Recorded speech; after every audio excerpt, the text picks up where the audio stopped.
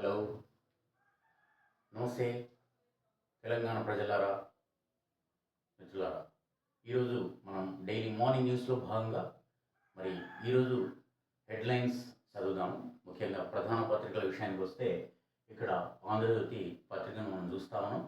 ఇందులో చూస్తే 300 మందికి పైగా భారతీయుల గల్లంతు.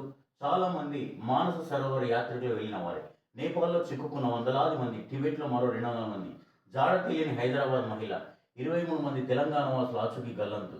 ఏపీకి చెందిన 7 కూడా ఎక్కడ చూసినా బురద, కొండరాళ్ళు. నేపాల్లో 392 చేరిన మృతులు, 1500 మంది గల్లంతు. 52 హెలికాప్టర్లతో సహాయక చర్యలు జరుగుతూ ఉన్నాయి. ఆసుపత్రులు, మార్చుల్లో తన వారి కోసం వెతుక్కుంటున్న బాధితులు. భారతీయులను రక్షించేందుకు సహాయం చేపట్టమన్న విదేశాంగ శాఖ. ఈషా ఫౌండేషన్ బృందం ఆచూకీ తెలియకపోవడంపై జగ్గి వాసుదేవ్ కన్నీరు. అంటే ఇక్కడ చూస్తా ఉన్నాం, చైనా నిర్లక్ష్యంతోనే విపత్తు సమాచారం ఇవ్వని డ్రాగన్. నేపాలీ నేతలు మీడియా ఆరోపణ ఖండించిన చైనా. చూడండి, హృదయ విదారక సంఘటన. మనకి నేపాల్ టిబెట్ సరిహద్దు ప్రాంతంలో నిన్న జరిగిన ఘోరమైనటువంటి మరి అసలు ఊహించని ప్రమాదం జరిగింది. మరి మానస సరోవరం అనేటువంటి ఒక పవిత్రమైన పుణ్య ప్రదేశం ఈ ప్రపంచంలోని. దానికి యాత్రగా వెళ్తూ ఉంటారు. అది సాహసోపేతమైనటువంటి యాత్ర అయినప్పటికీ ఆ మంచు ప్రాంతంలోకి మరి రెగ్యులర్గా ప్రతి సంవత్సరం వెళ్తూ ఉంటారు. కానీ అనుకోని ఈ చర్య జరిగింది. ఆ కొండ చర్యన అక్కడ హిమపాతం అనేటువంటి ఒక పెద్ద ఈ యొక్క పెద్ద నదిలో ఆ యొక్క హిమపాతం అనేటువంటి 8000 అడుగుల బరువు గల ఆ హిమపాతం ఒకేసారి జారి పడడంతో, అంటే అక్కడ భూకంపం అనేటువంటిది రావడం వల్ల ఆ హిమ నినాదం అనేది కదిలి ఆ హిమపాతం అనేది కరిగి అందులో నుంచి ఆ నదిలో పడడం, ఆ నది నుంచి అక్కడ ఉన్నటువంటి ఆ పై కొండల నుంచి నది ప్రవాహ ఉధృతి పెరిగి అనేక గ్రామాల్లో 7 జిల్లాల్లో, ముఖ్యంగా నేపాల్లోని 7 జిల్లాల్లో ఈ పరిస్థితి దారుణంగా జరిగి ఎందరో పశువులు, జనాలు ఊళ్ళు కొట్టుకుపోవడం, జనాలు ప్రాణాలు. ఇప్పుడు మనకి లెక్కలు చూస్తే ఇక్కడ 392 మంది అని చెప్తా ఉన్నాం. కానీ దీనికి మించి ఉంటుంది. కానీ మనకు సరిగా అంచనా మాత్రం వేశారు.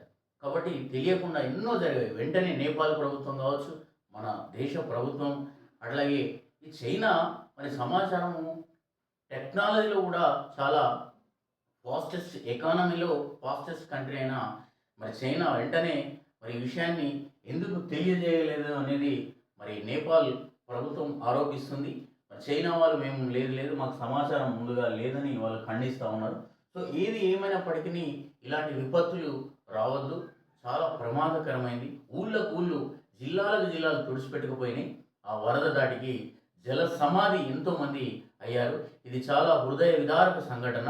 ఇలాంటి జరగకూడదు. ప్రకృతి ప్రకోపం అనేది ఇలాంటి అప్పుడప్పుడు జరుగుతూ ఉన్నాయి. కాబట్టి ఇలాంటి ప్రకృతి చర్యలు అనేటువంటి వీటికి మానవుడు ఎన్ని ఎదుర్కొంటున్నాడు, మరి ప్రకృతిని కూడా ఎదుర్కొనే శక్తికి వెళ్తూ ఉన్నాడు. కాబట్టి ఇలాంటి హిమనినాద ప్రాంతంలో, అట్లాగే భూకంపాలు వచ్చేటువంటి ప్రాంతాల్లో, అట్లా జల విలయం జరిగేటువంటి ప్రాంతాల్లో మరి ముందస్తు చర్యలే ప్రకృతి విపత్తులను పసిగట్టి ఇలాంటివి జరగకుండా ప్రజలకి, ఆ గ్రామాలకు ఇబ్బందులు కలగకుండా చూసేటువంటి ఒక మరి మున్ముందు ప్రణాళికలు చేస్తే బాగుంటుంది. ఇది ఈరోజు ప్రధాన వార్త. అట్లా తగ్గిన కొద్దీ కాసుల పంట. భూపాలపల్లి గనుల శాఖ ఎండి జయరాజ్ అవినీతి. ఇసుక అక్రమ రావణా నుంచి మామూలు.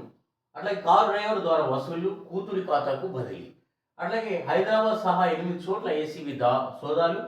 25 కోట్ల విలువైన అక్రమార్జన గుర్తింపు. 3.21 అంటే 3,21,00,00,000 కోట్ల వ్యవసాయ భూమి సహా పలు చోట్ల. అంటే చూడండి, ఇక్కడ ఒక అధికారి భూపాలపల్లి గనుల శాఖ ఏడి జయరాజ్ పైన మరి ఇంత ఆరోపణ వస్తుంది. ఆయన ఇల్లు ఇక్కడ చూపించడం జరిగింది. ఆ వ్యాపారి ఇల్లు.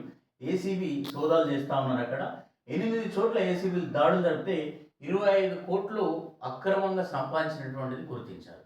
ఇట్లా అనేక అవినీతి సంబంధించినటువంటి అధికారులు అనేక చోట్ల ఉన్నారు. వారిని మనం చూస్తూ ఉన్నాం, రోజు పత్రికల్లో వస్తూ ఉంటాయి.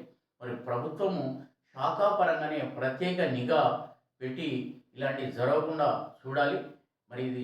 మరి ఇట్లాంటి అవినీతి పాల్పడుతున్న అనేక ఈ వాళ్ళు మనం చూస్తా ఉన్నాం. కాబట్టి ప్రభుత్వం వెరీ సీరియస్